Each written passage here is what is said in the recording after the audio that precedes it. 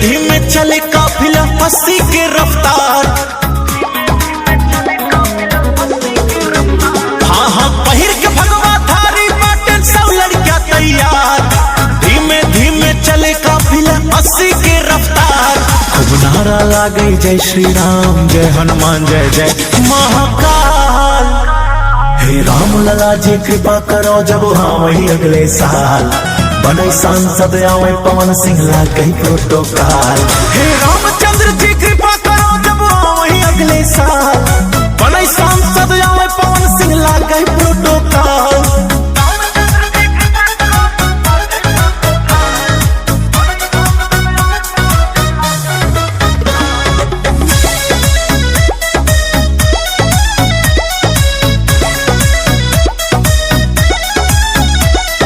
राम राम मुर्रटे जुबानी करा काट से रच के कहानी। 3600 के कुर्ता पहिर 46 इंच के छाती तानी।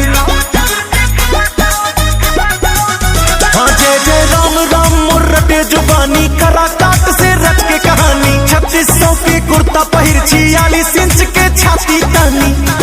जय जय महाकाली नोचला दुश्मन के हड्डी और खाल। हे राम लला जी कृपा करो जब हाँ वही अगले साल।